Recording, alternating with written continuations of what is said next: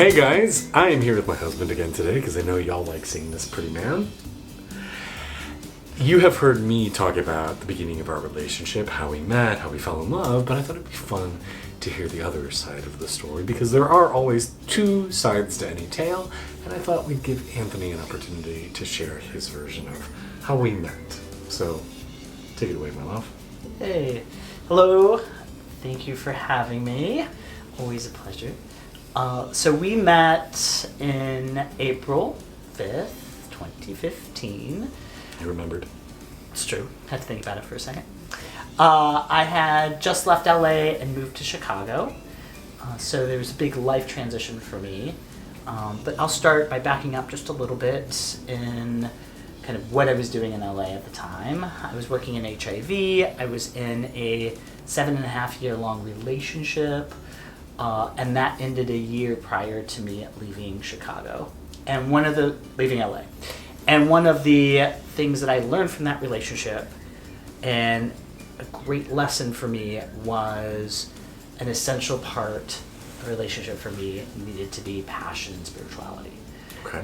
My ex and I, we worked well together, almost that proverbial, we were great roommates and friends. But there really lacked a sense of passion and a sense of connection when it came to spirituality, philosophy, some of the things that really turned me on, not just sexually, but in life. And so when we parted, that was something I wanted to be front and center. And I think that's something we all experience, is dating people who have a lot of wonderful qualities, but as we settled into the relationship, realized that there was something deeper missing. And I know for both of us, as identifying as very philosophical and very spiritual people, how critical it is that we have a partner who can meet us in that same place and dive into those deeper things. Yeah, and I had just finished my degree in clinical psychology, and so I was kind of unearthing and finding new language and finding new ways of exploring my identity and life, and wanted to share that with my partner.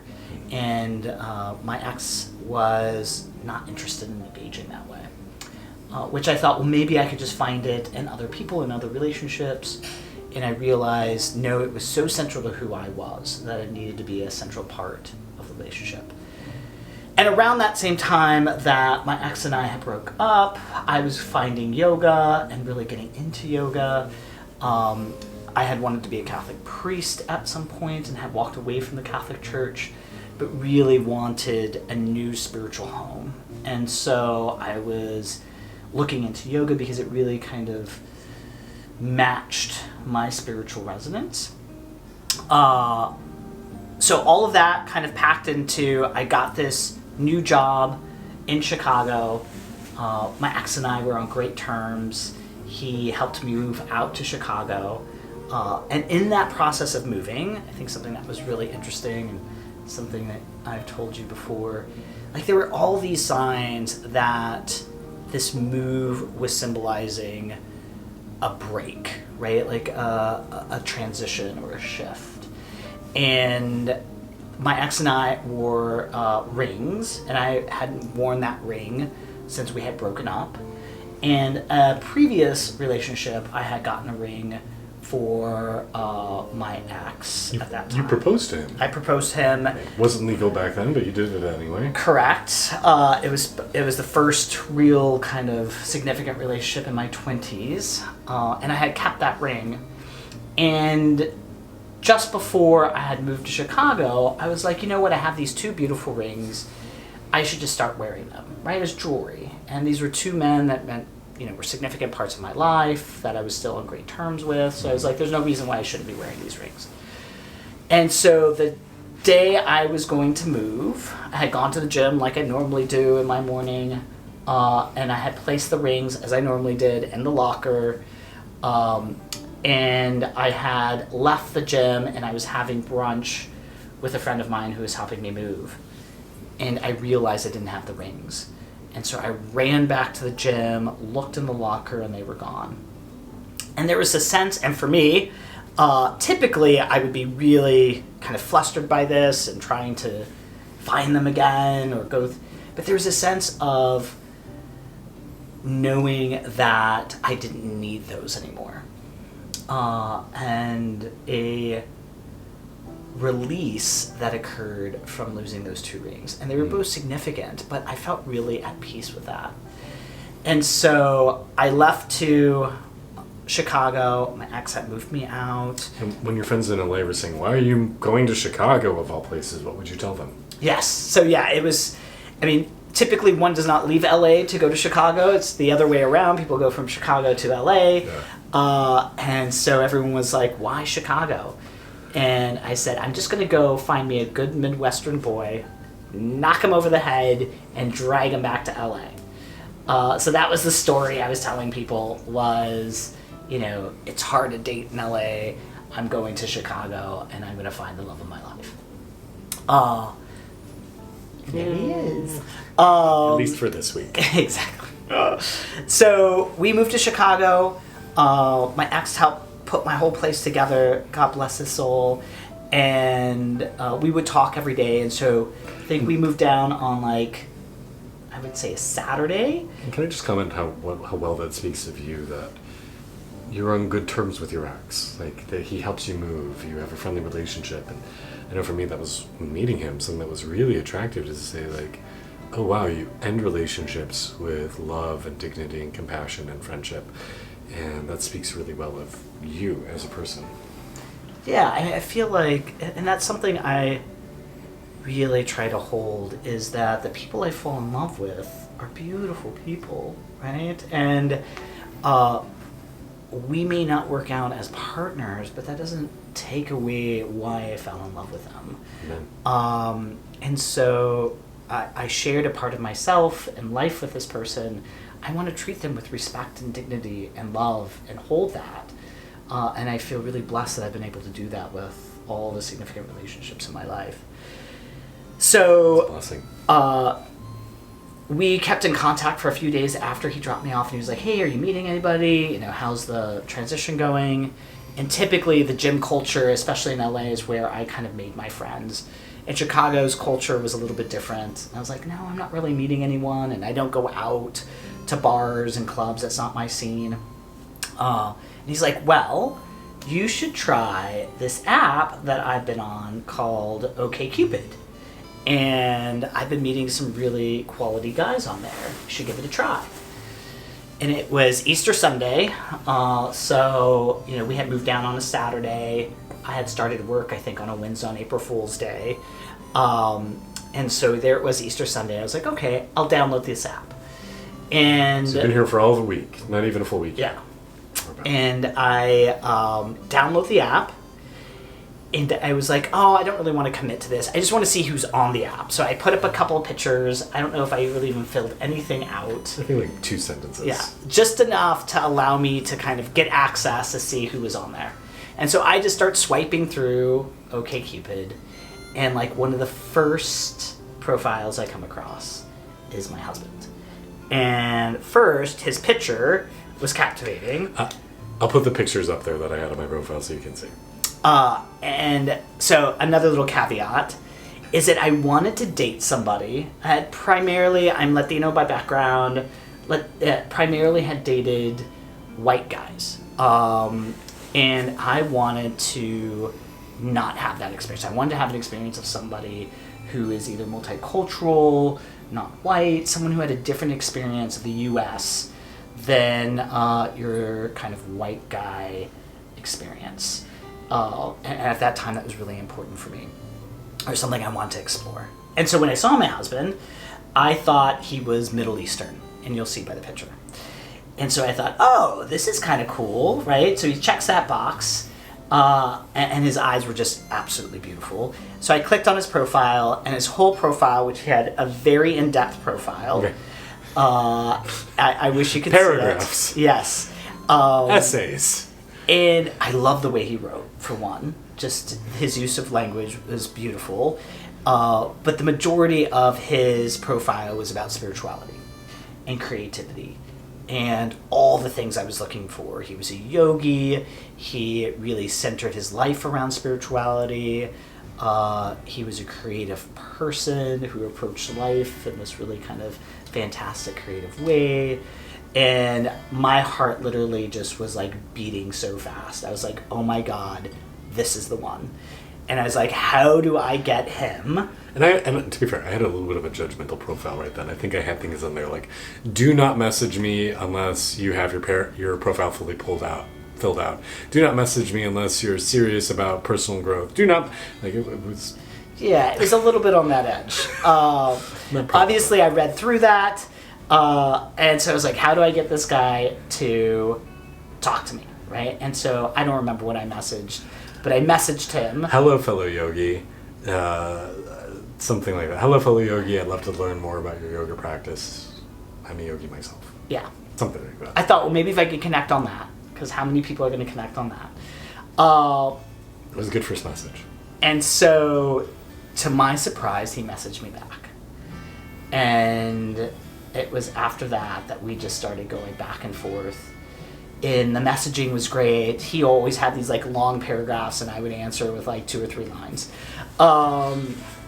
But his communication was wonderful, and I had been through online dating before. That's how I met my ex, was through Match.com, so that dates that. And so, you always experience these people as one way through kind of a written form. And then we decided to jump on the phone. And when I heard his voice and the way that he talked, it matched exactly the way that he wrote. And I was like, oh my God, this man is, building up. I also want to commend you in that first phone call. My husband has telephone voice that he'll do sometimes where he'll jump on the phone and be like, hello, this is Anthony. And he didn't do that with me. He actually talked to me like in the way that he really talks, which I so appreciate. Yes. So we had a wonderful conversation. And then, there's always that kind of phone conversation that may differ a little bit than in person or seeing the individual. And then we quickly went from phone conversations to FaceTime. And that was amazing. And he was beautiful, just as beautiful in pictures as in person, or at least through the screen, even more so.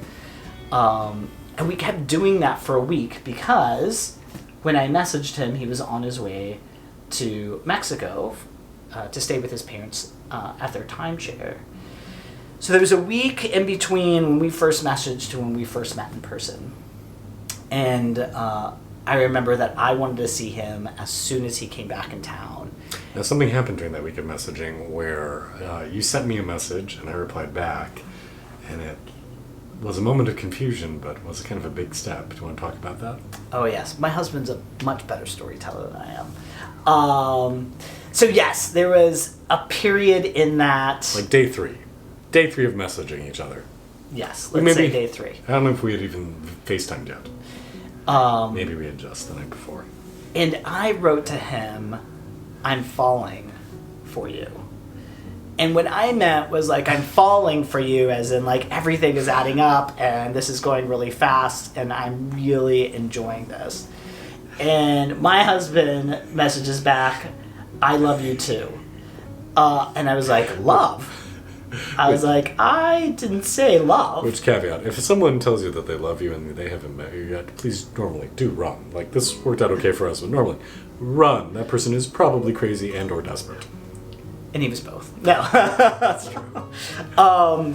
And so I was just like, oh my God, what do I do with that? How do I respond? Because I didn't mean to say I love you. I said I was falling for you.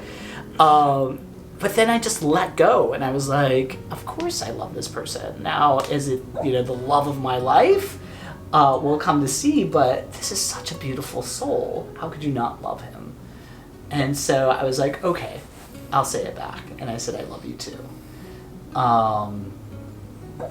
And it proved to be more than just that. So... Yes, so we had decided we're going to meet as soon as he came into town, and he was just as enthusiastic that he was like, I want to see you the moment I get off the plane. And so we met at this restaurant. He had his stuff in hand, wearing shorts and like a scarf. And it is April in Chicago. So it is still extremely cold, especially for someone coming from California. So I am bundled up, like big old coat, scarf, hat, and here bounces in, like Tigger, my husband, wearing practically nothing. And he looks at me and he smiles really big, and we give each other a huge hug, and we have such an amazing evening. And funny thing, I had suggested, like, maybe come to my place because it was a little bit more relaxing, and I would make him dinner, and like we could talk and not have to be surrounded by a bunch of people, especially since, we had already gotten to know each other. And he was like, no, I don't want to come back to your place. I want us to go to a restaurant and not rush into things. And so that's why we were at a restaurant. So I'm thinking, okay, this is going to be like a very kind of slow progression, which I'm totally okay. Fair. I had been out for 2.5 years at this point. I had sex with 2 people before you. I had one boyfriend, that was only a couple months long. Like, I was very much still coming to terms with myself. Yes. So good intention. So we are at dinner, and he is beaming and being all playful, and he's like, look under the table. And I'm like, look under the table. So I look under the table, and he's flashing me his cock, which is beautiful. But I'm like, whoa, like, what happened to the, demure and, like, we can't go back to my place? And we had already messed around via FaceTime already. Yes, that's true. Yeah. And so he's like, do you want to go back to your place? And I'm like, sure. So it was a wonderful evening, and a wonderful connection. How was it making love the first time? Was it as good as you hoped? Yeah, I mean, I think it was, it's interesting too, because finding, and I think for anyone, like, that physical connection can be sometimes different than the emotional connection. Mm-hmm. And I remember, as he said, he was really new to the whole kind of intimacy, at least physical intimacy. And we make fun of this now. He kissed like a little velociraptor. So he was just like, his tongue was like attacking me. And it was just, but there was a playfulness and such a beauty of soul and spirit. But it took a while for us to find that, like, cadence of, I would say, lovemaking physically. Yeah. But emotionally, it was, connection and fire, and especially in the beginning, like, I wanted a lot more intimacy, and you were like, whoa, wait. And I think a lot of it had to do with your spiritual practice at the time. Yeah, it's rather tense. So there's a lot of negotiation around that. And I will say the beginning of our relationship was harder than I expected. And I think part of that was me having to let go of expectations of what a relationship is, because I'd just come out of the 7.5-year long relationship, and part of me wanted to recreate the good things about that relationship, right? The rhythm of it, the cadence. And you obviously didn't know what that relationship was like, and you're a totally different person. And so there was difficulty in me trying to make a pattern out of this relationship to bring comfort, because I love patterns, I love routine, and at that time you were nothing around, like, that was not a part of your personality. Yeah, I wanted everything to be different every day. Yes, every day something different, new experiences, new engagement, new way of whatever. And so that took a lot of time for me to kind of ease into that, and then you also kind of easing into more of a cadence. But I would say, from the moment I messaged you to the moment I laid eyes on you to the moment we started sharing space, I felt like I had found something I'd never found before. And it's been a relationship going on 8 years now. 8.5. 8.5. That keeps getting better and better and better. exciting. I mean, in my 7.5-year-long relationship, we had stopped having sex probably after the four years or so, consistently, right? Like maybe once a year after that. And to have a partner in a relationship where the sex gets better and better and better is just amazing. And I think if I had to say what the key to the relationship has been, is our communication and our willingness to be vulnerable in our commitment to growth. You know, I think, and all of that done with love. Going back to that very first date, I gave you a postcard when I showed up at the restaurant. And on this postcard was a letter. I don't remember all of it, but one of the sentences on there was, I wouldn't be surprised if in a short amount of time I am calling you my life partner. What is it like to receive something like that on a first date? There's something that I love about you, and I feel like I used to have a lot more when I was younger, was this magical sense of life, that life was magical. Yeah. And since the moment I've met you, you have approached life in that way. And I loved it. I mean, I'm a firm believer that we create our own reality, right? That there isn't a reality. It's your reality, it's my reality. We're all engaging in life just a little bit different, given a multitude of variables. But I loved your reality. And so I love the way that you saw life. I love the way that you approached life. And so that was one of the most attractive things. It's like, I want to live in your reality. Along those lines, I remember you saying once that in his previous relationship, you know, it was nice, but it wasn't magical. It wasn't, you know, everything one ever hoped for.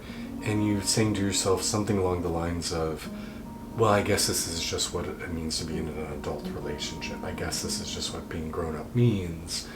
And then finding our relationship and that perspective being totally upended. Yeah. I mean, my ex, it was safe. It was like...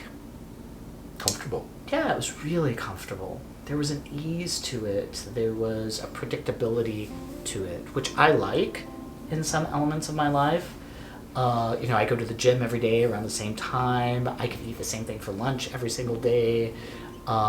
He says that, but I tried to get him to do a fast once, and he's like, first meal, he's like, oh, I could eat this every day. By day 2, he's like, I'm done with our fast. I can't eat another bowl. Well, it's got to be a certain thing that I can eat every day. It's not just anything. That I Tortilla chips every day? Tortilla chips every day, guac every day. But, so there's part of me that loves a steadiness to life. And partly because my work tends to be really dynamic.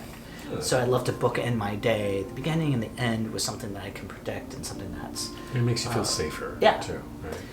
And then with you, there was nothing predictable. And so, but yes, when I had met my ex, there was never this, like, spark of passion. There was a level of ease and relaxation, which I'd never experienced before in a relationship. So I thought, oh, maybe this is an adult relationship, right? There's no, like, fireworks. There's no, like, oh, my God, I want to rip your clothes off. There was, oh, my God, I feel like I'm home, right? So there was a sense of just ease and comfortability. Even when I went to his home, it was just such a welcoming and warm place. And to be fair, everyone wants different things out of their primary relationships. For some people, that would be something great to aspire to. It's just like, I just want somebody who I enjoy spending time with, who treats me well, who I feel safe with, we get along. That's enough. Yeah. But it wasn't for you. Yeah, and it took me a while to figure that out, right? Yeah. Because it was all things that I wanted. And I think one of the greatest things that relationship gave me and taught me was how to create that for myself. That I didn't need to have somebody else give that to me. how to create safety and home and rootedness for myself. And I'm so grateful for that relationship in cultivating that and teaching me that. But then, to your point, I realized I needed more from relationship than comfort and home. I needed passion and drive and someone who's going to challenge me to grow, and that I could grow with somebody that they're looking to grow as well. And so that was something that, ultimately was the impetus of that relationship, dissolving and turning into something else. And right away, did it feel, from the beginning, did it feel magical? Did it feel serendipitous? Did it feel otherworldly? Did it feel something that you didn't know existed? You and I? Yeah. Yeah, well, I think this is also another thing,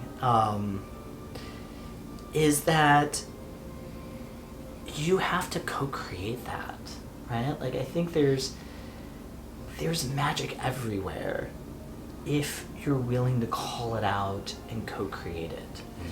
And that's something that right away you invited me to do.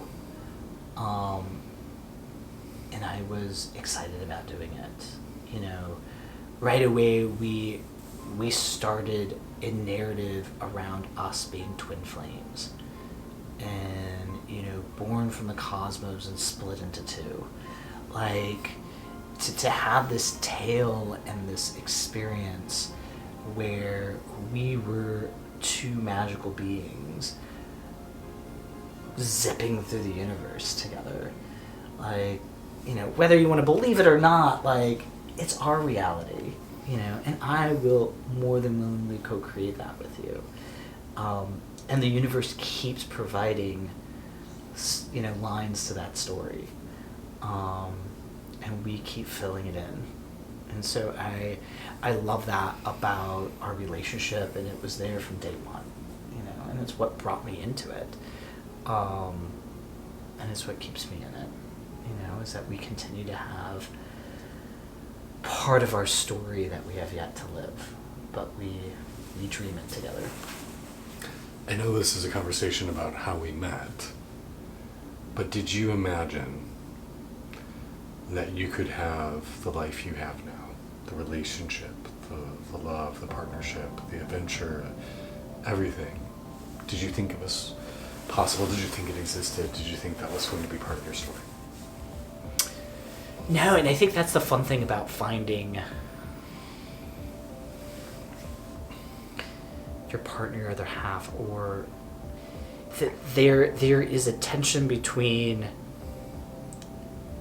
having an idea of what you need and want, and then being open to getting something bigger and greater.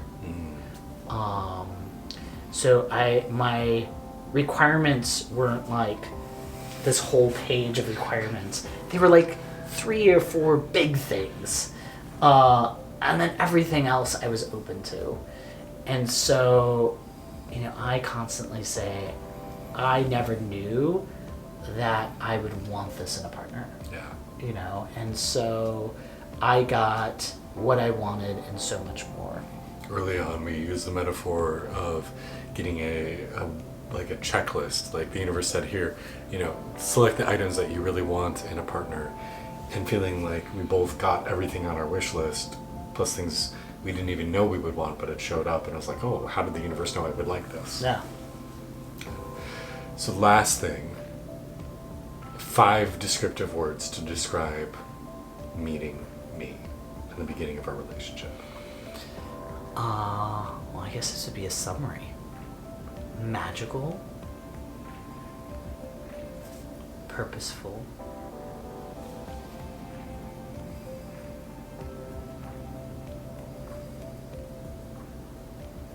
loving, dynamic, and challenging. Sounds like the ingredients to a meaningful life. Yeah, it's everything our relationship still is. Hopefully less challenging. Yeah, but challenging in like a growth way, Okay. right? Like, Yeah, I mean, I think we both challenge each other in a loving, supportive, mutual respect.